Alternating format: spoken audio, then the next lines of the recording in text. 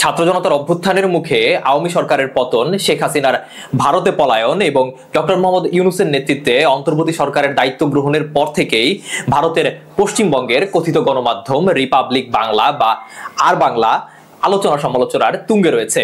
বাংলাদেশের অভ্যন্তরীণ রাজনৈতিক সংঘাত, সংখ্যালঘুদের উপর মন গড়া আক্রমণের ঘটনা সাজিয়ে চ্যানেলটি অতিরঞ্জিত কিছু প্রতিবেদন প্রকাশ করছে। বিশেষ করে চ্যানেলটির এক উপস্থাপক ময়ূখ রঞ্জন ঘোষ, যিনি একের পর এক বাংলাদেশ নিয়ে গুজব ও বিভ্রান্তিমূলক তথ্য ছড়াচ্ছেন। বিতর্কিত এই চ্যানেলটি তাদের ভিত্তিহীন আজগুবি প্রতিবেদন প্রচারের মাধ্যমে ধারাবাহিকভাবে বাংলাদেশের বিভিন্ন ইস্যুতে হস্তক্ষেপ করছে। সম্প্রতি বাংলাদেশের চট্টগ্রাম অঞ্চল নিয়ে একটি বিতর্কিত প্রতিবেদন প্রকাশ করে চ্যানেলটি। সেখানে চট্টগ্রাম বিষয়ে ভারতের হস্তক্ষেপ জরুরি শিরোনামে একটি মন্তব্য করা হয়, যা বাংলাদেশের রাষ্ট্রীয় অখণ্ডতা এবং সার্বভৌমত্বের বিরুদ্ধে হুমকি স্বরূপ।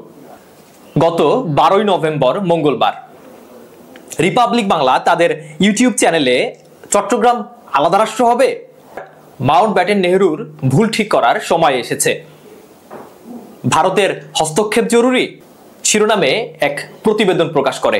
সেখানে তারা বলে, চট্টগ্রামে হিন্দু বৌদ্ধরা জেগে উঠেছে, যে কারণে বাংলাদেশের অন্তর্বর্তী সরকারের প্রধান উপদেষ্টা ডক্টর ইউনূস আতঙ্কে রয়েছেন।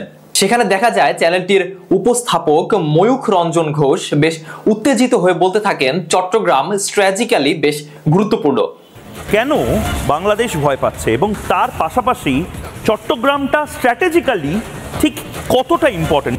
উত্তর পূর্ব ভারতের এই মুহূর্তে কোনো সমুদ্র পথ নেই। চট্টগ্রাম যদি ভারতের অংশ হয়ে যায় তাহলে এই যে ডিস্টেন্স, সেই ডিস্টেন্সটা একদম মিটে যাবে। গত 5 আগস্ট বাংলাদেশের রাজনৈতিক পট পরিবর্তনের পর থেকে রিপাবলিক বাংলা বা আর বাংলা ধারাবাহিকভাবে একের পর এক গুজব ও মিথ্যা তথ্য সম্বলিত প্রতিবেদন প্রকাশ করে যাচ্ছে। অনেকে ধারণা করছেন সদ্য পতন হওয়া আওয়ামী লীগ সরকারের বিশেষ কোনো এজেন্ডা বাস্তবায়নের কাজ করছে রিপাবলিক বাংলা। বিশেষ করে গত 6 নভেম্বর চ্যানেলটিতে এক গুজব প্রকাশ করা হয়। সেখানে বলা হয়, যুক্তরাষ্ট্রের নির্বাচনের ফলাফল ঘোষণার পর ডক্টর ইউনূস প্যারিসে পাড়ি জমিয়েছেন, তিনি আর বাংলাদেশে ফিরবেন না।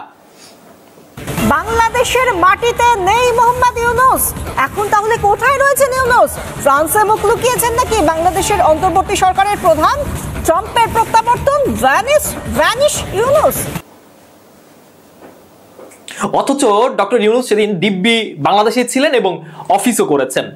সবচেয়ে মজার বিষয়টি হচ্ছে, ডক্টর ইউনূস সেদিন বৈষম্য বিরোধী আন্দোলনে শহীদ আবু সাইদের ভাইয়ের সাথে সাক্ষাৎ করেছেন। সম্প্রতি চট্টগ্রাম নিয়ে রিপাবলিক বাংলার প্রতিবেদনটি বাংলাদেশে বেশ আলোড়ন সৃষ্টি করেছে। এতে ক্ষুব্ধ হয়েছেন নেটিজেনরা। যে নিউজটা প্রকাশ করছে, আমার মনে হয় সে একদম পাগলের মতো, উম্মাদের মতো কাজ করতেছে। সে কোনো ইস্যু ছাড়া, কোনো সূত্রবিহীন এবং অথেন্টিক কোনো নিউজ ছাড়া সে মন গড়া একটা নিউজ প্রচার করতেছে। আমি মনে করি ওনার হয়তো বা মানসিকভাবে উনি একজন ভারসাম্যহীন একজন ব্যক্তি। ওনার যতটুকু আমি মনে করি আমার দিক দিয়ে ওনাকে যতটুকু সম্ভব তাড়াতাড়ি ওনাকে মানসিক ট্রিটমেন্ট নেওয়ার প্রয়োজন।